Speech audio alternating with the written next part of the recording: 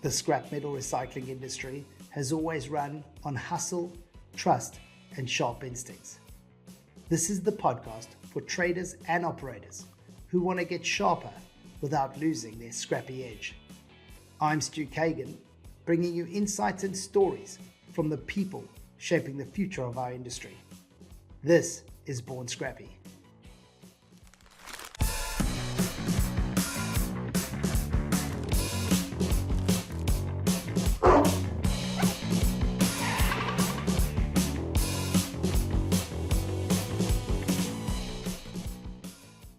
All right, thanks, Lenny. Good afternoon.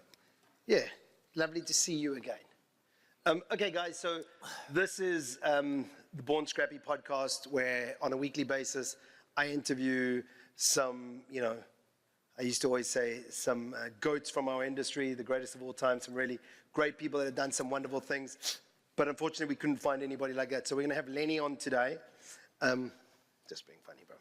Not yet, at least. Yeah, so the idea here is, I guess, for those that haven't really heard, I guess, what I try to do, but the idea is to add value. We don't just sit and talk for 45 minutes. Kevin Gershowitz was here last year, which by mistake we didn't record. But the idea is to add value. So hopefully some stories from Lenny and, through experience to kind of just help us, whenever you're next going through some sort of tough time. So Lenny, thank you for joining us on Born Scrappy. Thank you. I'm humbled. I've been watching some of your podcasts, and I'm amongst great company. So thank you very much for the invitation, and I hope we have a little fun today, too. Absolutely. I think that's what it's all about. So, Lenny, I think we're in the part of the world that no doubt every single person here knows who you are, probably knows quite a bit about your story as well. But there will be listeners around the rest of the world that maybe don't. Can you give us a little bit of background of how you got into this industry, how long you've been in it for, and kind of where you are now? Sure. So like many of us, I was born into this industry. So my grandfather started a scrap metal company around 1920, give or take, in New York City. I followed in his and my father's footsteps. Like many owners' sons, so I'm 8 years old, I go to work, they don't want you to get hurt. So, hey, can I jump in the truck and go to the mill? Right. Normal. I was 8 years old, I went to work. Yeah. So they put me on the truck. I'm sitting on a milk crate. There's no seatbelts, nothing. Guy smoking a cigar. We're going down Jersey Turnpike to the steel mill. Back then, they'd even let you sit in the truck when they dumped it. It's like, what the heck? Everything's dumping. So I had those normal experiences, that some of us have in that aspect, driving cranes, etc. However, I think the reason I'm in the scrap business today is really, it's not those experiences. It was being in New York City. So just real quickly, what really tied it in is I'm 12 years old, and I was working with my dad on Saturdays and such. And we're living in the suburbs in Yonkers in Westchester County, and I'm going to Catholic school. So my exposure is not huge. So one day I'm at work, and this golf cart comes in. And I'm like, that's pretty cool. So the mechanic goes, all mechanics, they need to start everything that they see, even though it's not running. It's just their nature, right? It's like, I bet we can get that going. So they get the golf cart going, and I go. Now, this is like late 70s New York City.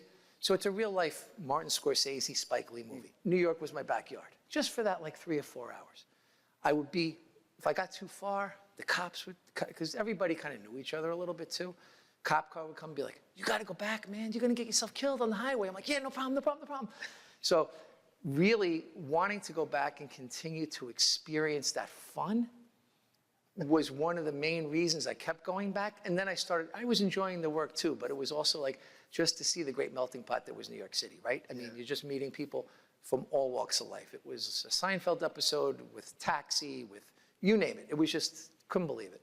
And I mean, things have changed a lot since then. You're not going to see anybody on a golf cart in the motorway now. But from what I understand, your son's now in the business as well. Is he driving a golf cart on the highway, or? So I'm very fortunate that I work with my son, and my partner's daughter, Christina, also works there too. But quick funny story with my son? Sure, absolutely. So same type of thing, so kind of. So anyway, my son is third grade, and he's 70 pounds wet. And we were bringing a crane in, and we were in Manhattan. So bringing a 140,000 pound crane in is not the easiest thing. It's almost wider than the street. And those things were usually done very late at night to save conversation with the local authorities, right? So the crane comes in, and we're taking it off, and I brought Austin that day, because I'm like, it's pretty cool, you'd enjoy this. So I said to my wife, can he miss school the next day? Come in, it's going to maybe a late night. She goes, try not to make it too late. So he comes down, so the machine comes in, and like, hand to God, it starts to snow. And I'm like, oh my God, because we can't get the machine down off the cats are just spinning on this trailer. So we have this huge machine in the middle of the street, I don't know what to do. And it was crazy. And then I turned and I see Austin, and he's there, and he's young. And I said, I got to find someplace safe for him to go. Well, at that time, where I was working were all the clubs. So like the Studio 54 of that day was on my block. So I knew those. I knew them because we were all neighbors. So I'm like, where can I stick Austin that's safe? I go down the block. I say, Austin, come on, let's go. There's a line of people, like 200 people, and like I'm trying to get into a club. I got this little kid with me. I walk right to the front. The doorman's there. He's like, hello, mate. They're always British. I'm not sure why. It just sounds good, right? Lenny, what's going on? I said, I need a favor. He said, what?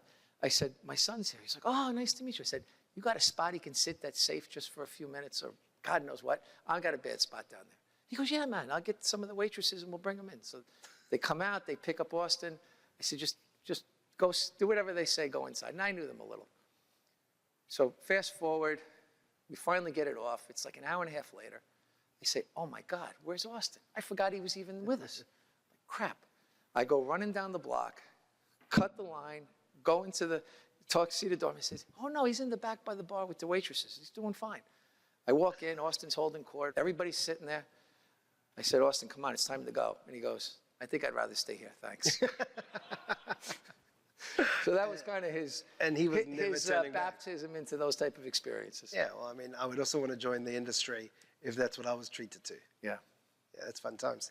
Okay, let's get into a little bit more specific to the industry and hopefully some experiences from you that you can kind of relay that maybe resonate with a whole bunch of people.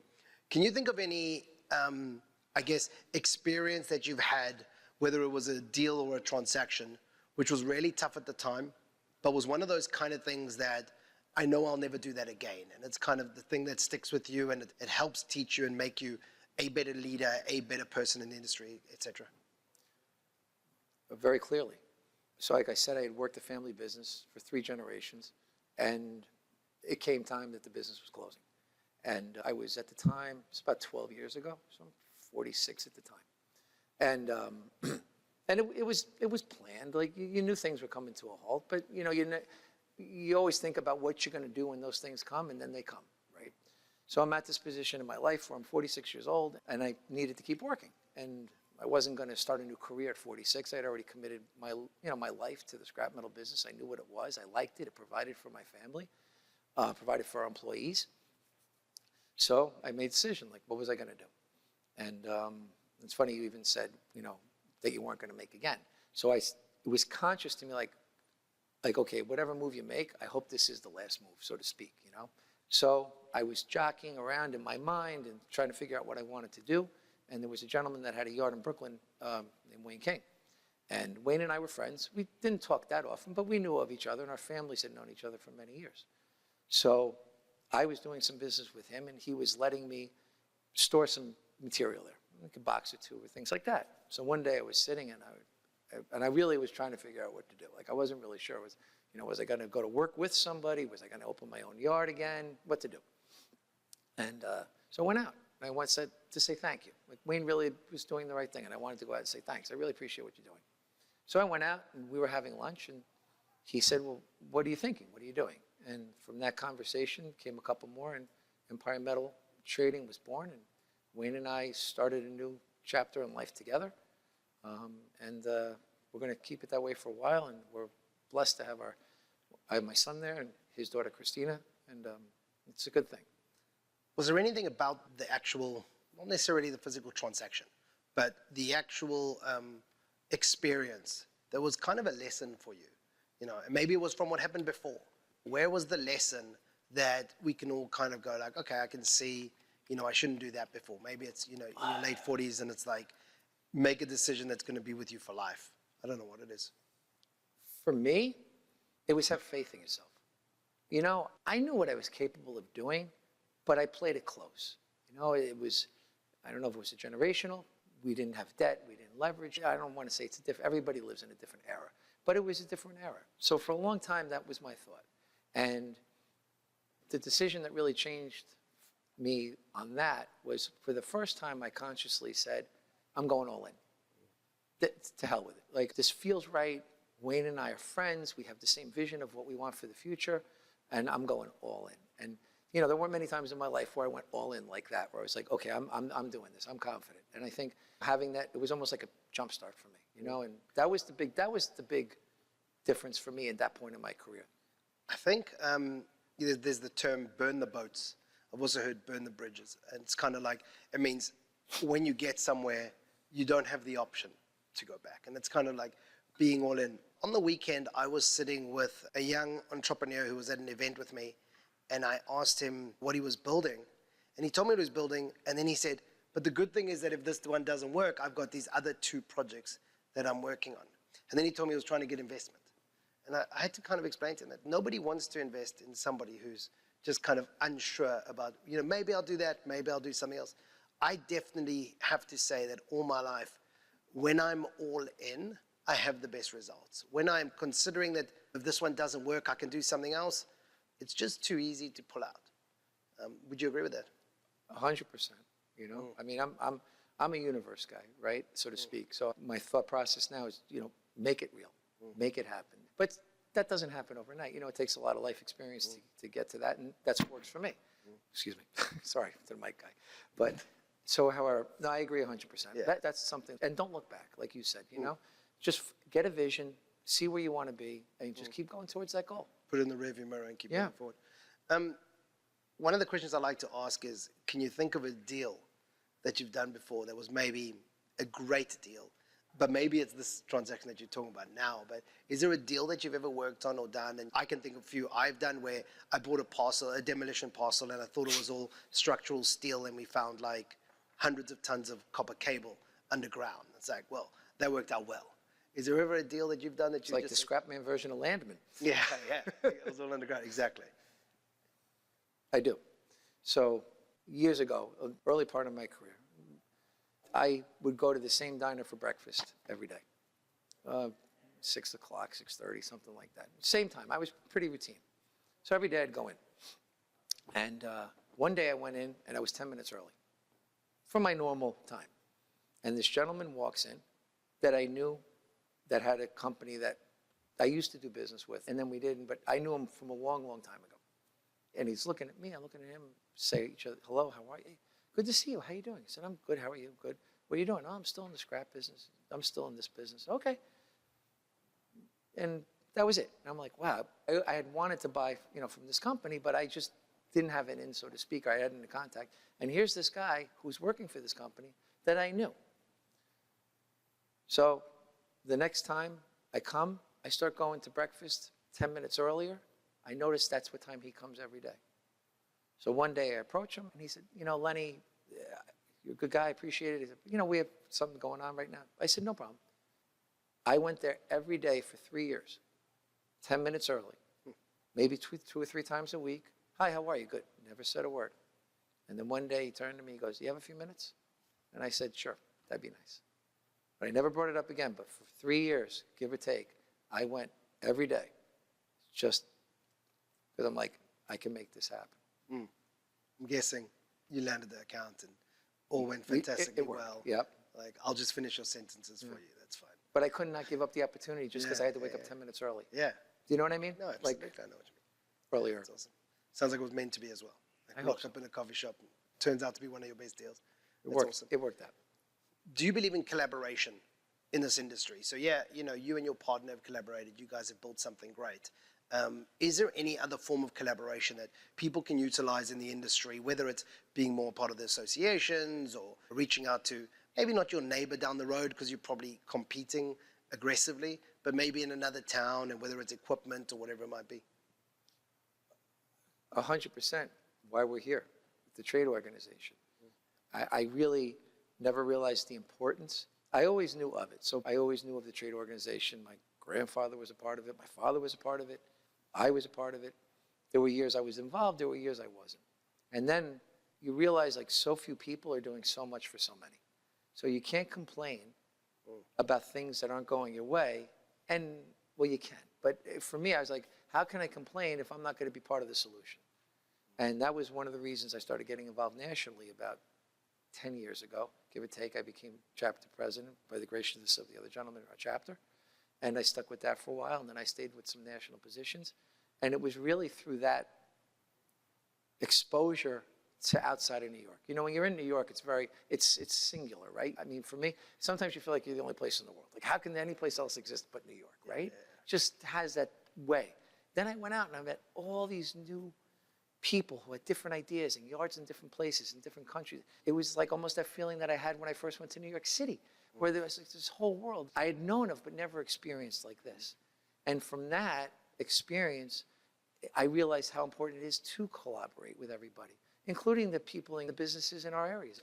Because we're all working under the same guys, right? We all have the same challenges, right? So legislatively, if we're all in New York State, we have the same legislative issues. If we're in New York City, we have those legislative issues.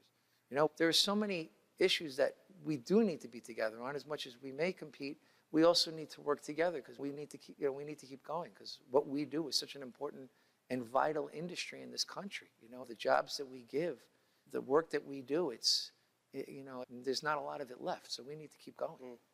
You know, it's quite funny because since I've been living in America now, which is just over a year, I find that when I ask this same question about collaboration and working together, people kind of look at me like, well, I mean, of course we're collaborating, we're all here together, and if somebody has a question, you know, to ask, we can introduce you to the right people and that. It's not like that in the rest of the world, and you guys don't necessarily appreciate how good you have it, that you can actually reach out to somebody. I know, for example, Australia doesn't even have an association because when they've tried, everybody's gone into literally physical fights. So it's like they can't even be in the same room, and that does happen in a lot of places in the world. So just bear with me when I ask those questions, because I think you guys have it very lucky. And I think the people that listen and the people that I interview are probably the people that believe in it the most. And the people that come to these events are. But not everybody is a REMA member. Not everybody is a part of the association. And I'm actually busy in the book I'm busy writing a chapter at the moment, and it's literally the whole chapter is about why you should be a part of association, why you should be more involved in your community. Let's get into more, absolutely.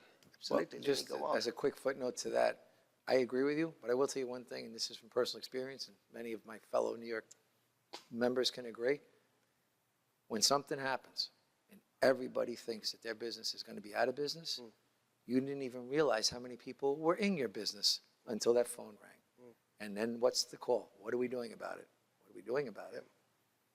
Like, so it's amazing how quickly people can realize how important that collaboration is when it hits home. Yeah, 100%. Okay, let's get into more tactical stuff. Easiest questions, but I want to kind of double down on them. So like, straightforward, easy question. What is more important, volume or margin? Don't just give me a one-word answer, please. What's more important in your business? Volume, so buying everything, or margin? Depends on the business. So I have had both. I worked at a smaller place where you really couldn't do the volume, so you had to do the margin. I work right now at a slightly bigger facility that volume tends to be one of the more important things. So having done both, I think they're equally difficult. I mean, you have to really just play the cards you dealt, depending on the day. How's that? Diesel goes to $5.60. Damn, volume is a pain in the ass because your diesel bills just went out the wazoo. Scrap flow dries up and you don't have that much scrap to buy. Damn, what margin are you making if you're not buying anything? So a lot of that has really depended for me on what situation was at hand and what I was doing at the time. But I would say when they're challenging, they're both equally challenging. It's just finding a way to keep working through them. They're both challenging. I don't doubt that. But there's strategies in companies, and I've seen it in South Africa and New Zealand. I've seen it in the US as well. You get companies that are out there, and they're quite happy to keep their prices slightly lower. They know that they're going to buy less volume, but they're going to make more money with the capital that they're actually utilizing, right? And then you've got other businesses, which was like mine in New Zealand, and I went aggressively to buy volume. We were a brand new company. We had to build a brand from nothing. and I went aggressively, and we took close to 80% market share in Auckland within 3 to 5 years. And that was all about volume for me. We had to buy absolutely everything. And when you get past that level, obviously you're making margin, but when you get past that level and you're doing enough volume and you're covering the costs on all your pieces of equipment and your rental and all your overheads, then all of a sudden you start to make a decent profit. But I remember literally living that and being like, we will buy everything, and we pretty much did. And then I remember looking at the numbers, and I think this is my point. For me, it isn't about that one size fits all. It's really that you need to understand the data in your business. That a lot of the times you could buy 20% less and make the same amount of profit, right? And spending 20% less on scrap is a huge amount less working capital that you require. And I think a lot of companies either have the one strategy or the other, or they don't even have a strategy. They just go out there going, I want to buy some scrap, I want to make some money. And I think, with the ERPs or your inventory software systems that you have now, being able to rely on that data to help you make decisions. Like, I was speaking to somebody the other day, and they're running a digital twin. They're basically like running their business with different models. And they're saying, well, what happens if I bought all that scrap at 10% less of a cost or half the volume, et cetera? And they can actually have AI help them spit out which is maybe the best strategy based on the previous few weeks or few months, whatever it is. So I want to delve more into that in general. Have you been through experiences where it's been like, we need to buy volume because there's nothing coming in the door? Or is there experiences where you're going, we're buying a decent amount, I'm actually going to drop my prices now and see what effect it has on the volume, because often you're competing with yourself and you don't even know it. You drop your price and the same volume comes in and you make more margin. Again, just from me, it's every day. So you don't know what you're going to buy tomorrow, right? Sure. So I basically go in and I just work as hard as I can every day to buy as much material as I can every day. And because you don't know what's going to happen tomorrow in any fashion. You don't know if it's going to be a blizzard and you're not going to have work for a couple of days because everything froze over, or it just may get quiet. So I really don't specifically look too much at that, because what happens for me, then I get caught up in that. If I start looking too specific at, like, if I have to buy this many tons every day, that's not really the way I'm wired. I know I have to. I'm not ignorant of the fact. It's just it can't consume me. I just have to go in and let it naturally flow. Do you then at least look at what margin you need to be making, or are you just kind of setting your prices based on what you believe the region or area is paying? So I have a partner who reminds me constantly of my margins. Of course. This is the part. This is why we said we're such a great partnership, right? Because my partner Wayne, he's the trader, and that's what he does, and he does that. So, he's the one. We both keep each other. He keeps me in check, right? So I would say I think that's the value of having a good partner, because you know your strengths and weaknesses, and his strengths are very beneficial to me. So. Absolutely. Okay, let me throw this into your wheelhouse then. What's the best piece or worst piece of equipment you've ever bought? Don't have to mention names if you don't want to. Probably if you say your best piece, you will. If you say your worst piece, probably better you don't. Okay. Or give us both. So the best piece of equipment I ever bought was anything new. So it's true, right? You're on the fence all day. You No, don't want to choose anything. I'm telling you, this is, again, I came from a small company. We didn't buy new equipment, Right, Stu. yeah. It was the people out here that know me knew the way I worked. We had a couple cranes and some trucks, but we didn't buy new equipment. We fixed what we could. If we needed a piece of equipment, we bought it from a yard that we were, friendly with, and we would buy something that they had that was slightly used, which is probably, in the answer to your question, it's the worst piece of equipment, somebody else's headache. But, when the transition into Empire Metal, when we were doing our business plan, we started to buy new equipment and trucks and things like that. And that was, I'm not kidding, that was foreign to me, right? And I'm sitting there, I'm watching guys come in and put machines together, and I'm like, holy, this is great. See, I always thought about it, but I had never seen it. So the enthusiasm that I had every time a new piece of equipment came in was equal, because I was pinching myself. Okay, that's the feeling when it arrived. I Yeah. felt that many times, and then the thing blew up, and it was the worst experience of my life. The worst is every time something breaks down. Anything breaking down in a spot where you can't move it is a bad experience. So would you say, if you can think of any of these used pieces of equipment, can you think of a time where one of those pieces, don't tell me all of them, but one of them let you down, and you're like, you had a baler, you had this new account, and you just landed this business, and like you got the second-hand baler, and you thought you were going to go to the moon, and that baler never operated, and you went out, took it to the back, and shot it. I guess the worst experience would be when something like that happened, and it was our fault because we didn't check something. So we had bought a piece of equipment, and I think it was a mobile shear, and it was like, oh, this is great. We're going to start mobile shearing. This again, a long time ago. You know, my father, you sure you can afford this? Yeah, we can afford it. Anyway, so we get the shear, and something happened. There was a leak or something, and that day no one had checked the oil. One day. So what happened? Blew the engine. To this day, I still walk by things, and I'm like, did we check that? Did we check that? Did we check that? Because all it is just 1 minute of you not checking something, and it just, the whole thing starts to crumble. So that would be the closest thing I could explain. Here's a question for you. Might be a little bit more commercial, though, and I've seen many different strategies in the United States. But do you buy and sell in the same market? Or if I went into your yard now, would there be 1,000 tons of certain grades sitting there, which you're like, I'm waiting for a happy day, you know? Well, again, my partner does most of the trading for us. However, you know, the majority of the material that we produce is sold into this market. You know, we're close to the coast and some rail access and things like that. So I would say the majority does. So it comes in and goes out as much as possible, as fast as possible. As fast as, definitely. Okay. Still struggle when I see yards with a couple thousand tons, 30, 40,000 tons in their yard. And they're like, don't need to sell it. Still crazy to me. That doesn't really happen in the rest of the world. But I guess in America, you are spoiled with a lot of land, which is helpful. And I see these yards, and I mean, I remember asking the one yard, why don't you just clear all that stock and just like put up warehouses and rent out some space? Because apparently their stock had been there for 3 or 5 years or whatever, and it was like a third generation business. So I like to ask the question just to see, and then hopefully I was going to drill into it if you did go that way, because I still don't have the answers to that. Tell me a little bit about technology. Like, what sort of technology are you guys using now in your business? There's a huge push for it in so many different aspects of the business. Is there anywhere there that you're using it that you're saying, well, this is really helpful, or that you tried to use it and it was like, that was just a waste of your time?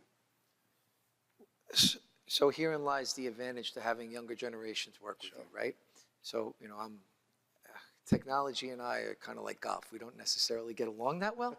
I'm still a person that writes a lot of notes on his hand. Right. But however, it's an important part of what we do, from maintaining equipment to running books to keeping customers. So the thing is, it feels as though every 3 months, the technology we're using is outdated, right? So we're doing the best that we can. I mean, AI, not so much at this point, Sure. honestly, but we're doing the best that we can to use technology that, you know, it's slow and steady wins the race. But I leave that to a large degree to the next generation of people that are coming, because it seems to be more intuitive to them than it is to me. So I think it's a work in progress, to be honest with you, Stu. You know? I'm gonna double click on that though. But I think wherever I ask that, always say, well, we're not using AI yet. So I'm not a proponent in this industry That I know of. using AI. Well, I'm like, use AI as much as you want on your phone, and you know, use ChatGPT or Claude or whatever you want to use to help you with, you know, general questions. And we were talking last night about, don't necessarily show people what you've asked ChatGPT. It's always an interesting one. If somebody was to ask you if they could see your ChatGPT, what they would look like, right? Sometimes you ask it really stupid questions like, remind me how to spell hat. Is it 2 T's or 1? Like, those are the kind of things that ChatGPT, right. But it's in the industry, like, I don't think we're going to go from using no technology to all of a sudden using AI and having, you know, not have to think again. Is there any technology that your son is looking at or has looked at, is brought in, and maybe it was like, clip him across the ear, what are you thinking, that never worked? Or, yeah, this seems like great, it actually is slightly beneficial to start using this, even if you're not. I'm trying to think of a good example here. You know, I guess to me this is technology, but it's the computer programs that they're using to buy and sell every day, to keep inventory. I mean, to me that's technology, right? And so that's 100%. I'm primarily an outside person. So my inventory consists of looking at it, gut feel. Right. Sure. You know, is that a boat? Is that how many trucks? So that works to a degree.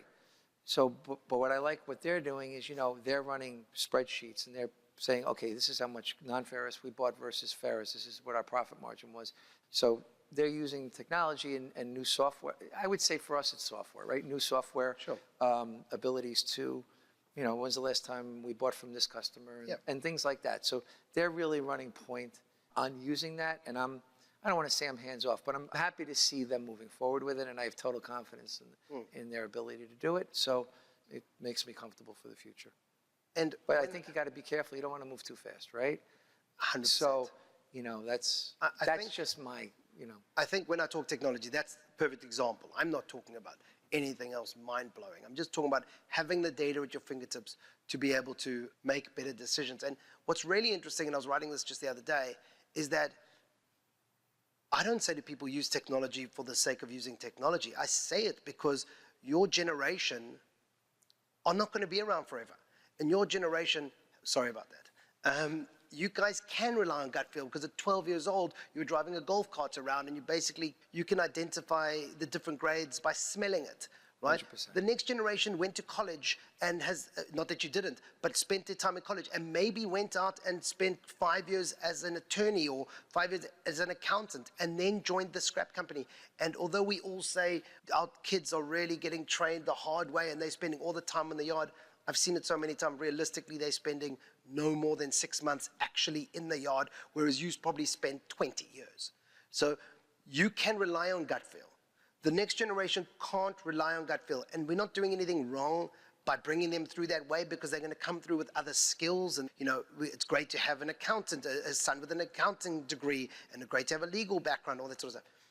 And they're coming with this, but what they can't do is walk into a yard and say, that material should have been upgraded. That's going to cost us $2 to process. That's 10, 12,000 tons. They can't do that. And what can do that, or at least as much as possible, is technology that you can go into and the next generation can go into and say, how much inventory do I have? What is my upgrading percentages? Am I making better gross margin or a worse gross margin than I expected at the beginning of the month?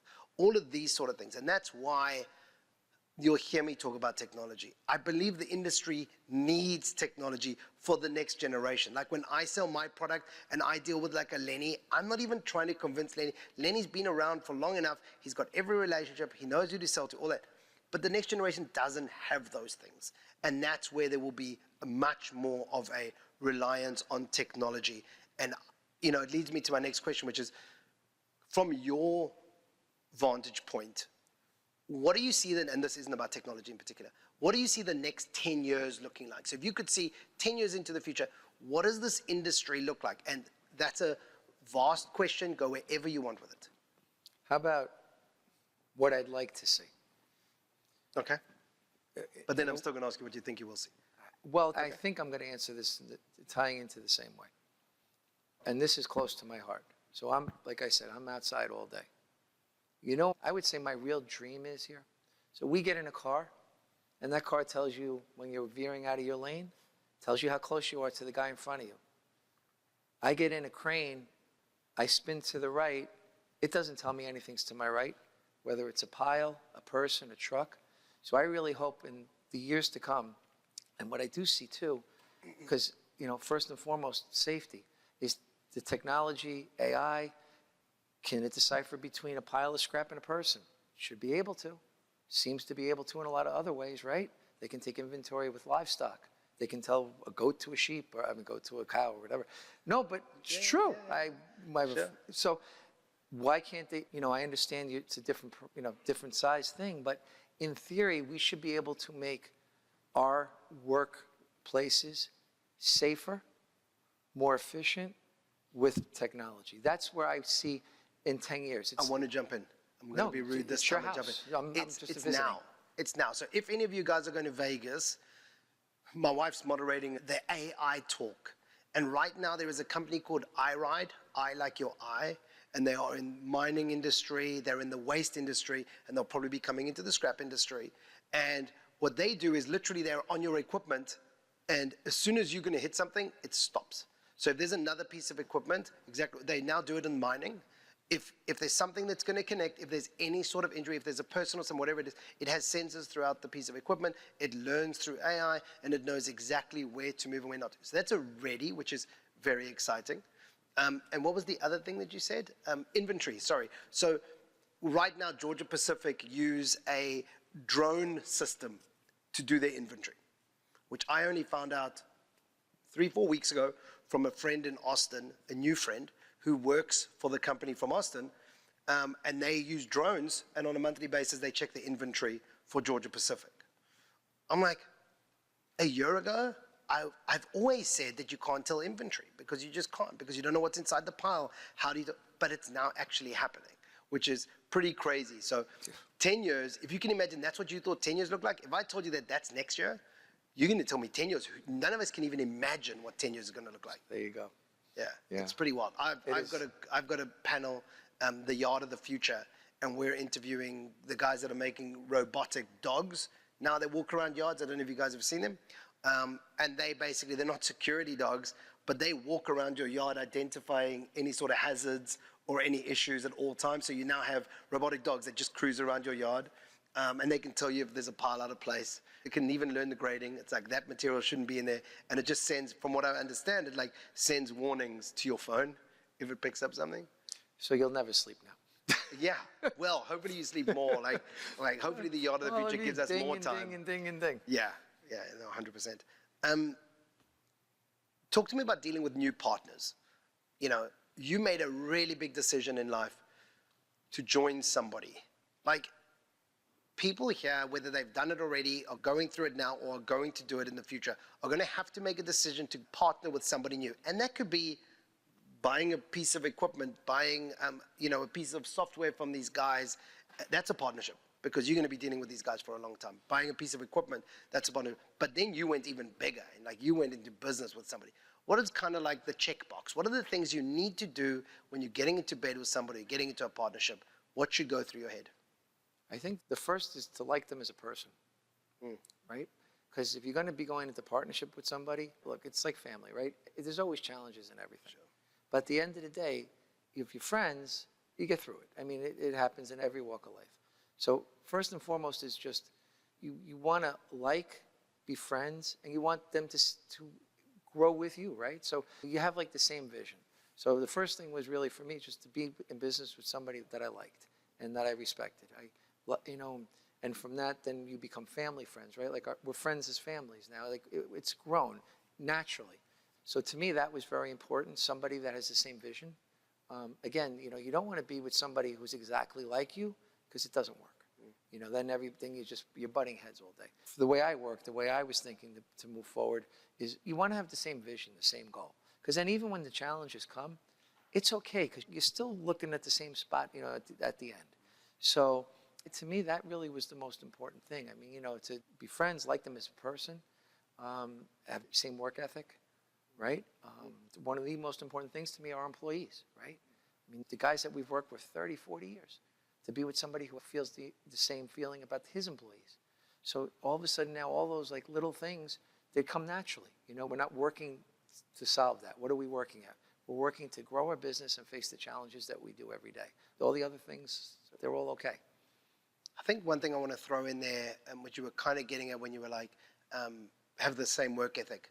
I actually don't care if my partner has the same work ethic, as long as we manage expectations. Because maybe the partner that I want, who knows what it's for, I need them to work 1 hour a day.